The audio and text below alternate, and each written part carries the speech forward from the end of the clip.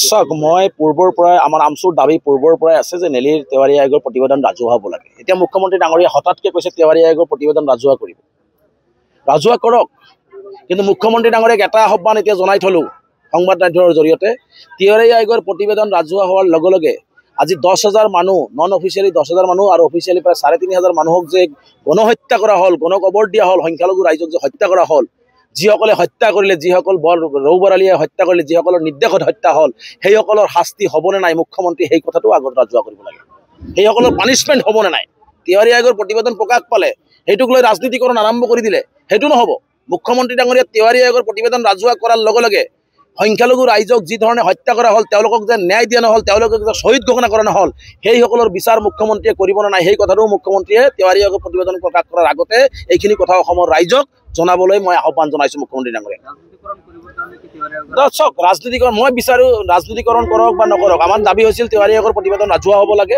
কিন্তু ইয়াৰ লগে লগে এটা কথা কৈছোঁ যে ইয়াত ৰাজনীতিকৰণ কৰাৰ যদি কোনোবাই চেষ্টা কৰে সেইটো আমি কোনো পদ্ধতিতে মানি নলওঁ। কিন্তু মুখ্যমন্ত্ৰী ডাঙৰীয়াক এটা কথা স্পষ্টকৈ জনাব বিচাৰিছোঁ যে তেওৱাৰী আয়োগৰ প্ৰতিবেদন ৰাজহুৱা হোৱাৰ লগে লগে অসমৰ সংখ্যালঘু সমাজক, সংখ্যালঘু মানুহক যি ধৰণে নৰক কাণ্ড কৰি পেলাই যি ধৰণে মানুহক হত্যা কৰা হ'ল, যি ধৰণে মানুহক এটা কি কয় গণকবৰ দিব লগা হ'ল, যি ধৰণে মানুহক শিশু বৃদ্ধা সকলো মানুহক যি ধৰণে কি কৰে দিন দুপৰতে হত্যা কৰা হ'ল, এই হত্যাকাৰীবিলাক কোন আছিল, এই হত্যা কাৰ নিৰ্দেশত হৈছিল, সেইসকলৰ পানিছমেণ্ট হ'বনে নাই, সেইসকলক শাস্তি দিবনে নাই, আৰু যিসকল হত্যাৰ বলি হ'ল তেওঁলোকে ন্যায় পাবনে নাই, এই কথাটো মুখ্যমন্ত্ৰী ডাঙৰীয়া তেওৱাৰী আয়োগৰ প্ৰতিবেদন ৰাজহুৱা কৰাৰ আগতে এইখিনি কথা অসমবাসী ৰাইজে জানিব বিচাৰিছে, আমচুৱে জানিব বিচাৰিছে, এইখিনি জনাব লাগে। মুখ্যমন্ত্ৰী ডাঙৰীয়া মুখ্যমন্ত্ৰীৰ চকীখনৰ যিটো সাংবিধানিক মৰ্যাদা সেই মৰ্যাদাটো লাঘৱ কৰিছে। মুখ্যমন্ত্ৰী ডাঙৰীয়া কাৰোবাক শান্তিত ৰাখিব নাৰাখিব, নিজে শান্তিত থাকক না, নিজে শান্তিত আছে নে সেইখিনি কথা অসমৰ ৰাইজক মুখ্যমন্ত্ৰী জনাই দিয়ক। মিয়া শান্তিত থাকিব না মিয়া অশান্তিত থাকিব সেইটো অভিভাৱক মুখ্যমন্ত্ৰী নহয়। মুখ্যমন্ত্ৰী অসমৰ মুখ্যমন্ত্ৰী হয়। মিয়াই কেনেকৈ জীয়াই থাকিব, কেনেকৈ খাব, কেনেকৈ পিন্ধিব, এই কথা বাৰ্তাবিলাক মুখ্যমন্ত্ৰীৰ কথা মতে নচলে। গতিকে মুখ্যমন্ত্ৰী ডাঙৰীয়া নিজে শান্তিত আছে নে সেই কথাটো অসমৰ ৰাইজক জনাওক। আৰু মুখ্যমন্ত্ৰী ডাঙৰীয়া এই মিয়া বুলি মিয়া কি বস্তু? যদি মুখ্যমন্ত্ৰী ডাঙৰীয়া বুকুত সৎ সাহস আছে, আহিবলগীয়া বিধানসভা আছে, মিয়া কৰি থকা মানুহখিনিক মিয়া জনগোষ্ঠীৰ স্বীকৃতি দি দিয়ক, দম আছে যদি, কিয় নিদিয়ে?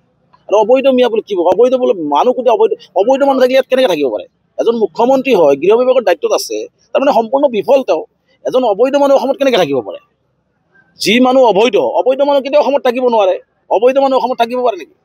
গতিকে অবৈধ মিয়া এইবোৰ শব্দ কৈ পেলাই আচলতে মুখ্যমন্ত্ৰী নিজৰ আচলতে যে গাড়ীখন 26ত যাব ওলাইছে, 26ত যে থৰকবৰক হৈছে, ৰাইজক দিয়া প্ৰতিশ্ৰুতি তেওঁ পালন কৰিব পৰা নাই, জুবিন গাৰ্গক একো ন্যায় দিব পৰা নাই, অসমৰ ৰাইজক যিখিনি প্ৰতিশ্ৰুতি দিছিল উন্নয়নৰ সেইখিনি প্ৰতিশ্ৰুতি পালন কৰিব নাই, 26ৰ বৈতৰণি পাৰ হোৱাৰ সম্ভাৱনা খুব কম দেখিছে।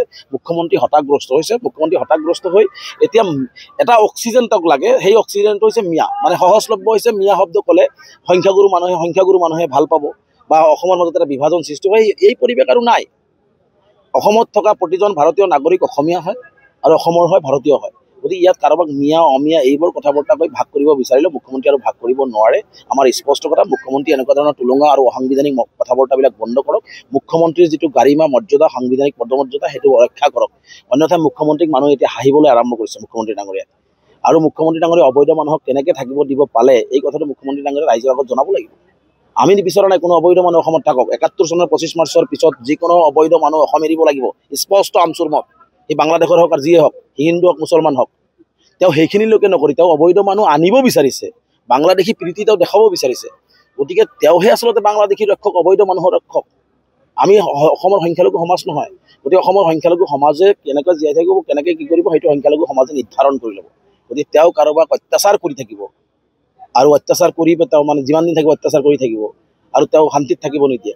মই ভাবোঁ যে আশা কৰোঁ মুখ্যমন্ত্ৰী শান্তিত থাকক। আমি অত্যাচাৰ বহুত 80 চনৰ 83 গণ্ডগোলৰ অত্যাচাৰ সহ্য কৰিছোঁ, গৰাখহনীয়া অত্যাচাৰ সহ্য কৰিছে মিয়া মানুহে। মিয়া বুলি যাক কোৱা হয়, যাক মইতো মিয়া বুলি নাভাবোঁ, অসমীয়া হয় লোকে হয়তো ঠাই বিশেষে বিভিন্ন ভাষা ভাষী থাকে, ৰাজবংশী ভাষা, বড়ো ভাষা, বেংগলী ভাষা, চব ভাষা, কাৰ্বি ভাষা, ঠাই বিশেষে ভাষা থাকে, কিন্তু সকলোৱে অসমীয়া, আমি একে অসমীয়া জাতি। গতিকে মই সেইটো নাভাবোঁ, তেওঁ যদি মিয়া বুলি ভাবে। গতিকে আজি মিয়াসকল যিবিলাকক কোৱা হয় তেওঁলোকে বিভিন্ন সময়ত বিভিন্ন অত্যাচাৰ সহ্য কৰি আগুৱাই গৈ আছে আৰু আগুৱাই গৈ থাকিব। গতিকে মুখ্যমন্ত্ৰীয়ে কাকো শান্তিত থাকিব দিব নিদিব এইটো কৈ লাভ নাই। মুখ্যমন্ত্ৰী নিজে শান্তিত আছে নে সেইখিনি কথা কৈ নিজে শান্তিত থকাৰ ব্যৱস্থাটো মুখ্যমন্ত্ৰী ডাঙৰীয়া কৰক, তাতে মুখ্যমন্ত্ৰী ডাঙৰীয়া ভাল হ'ব।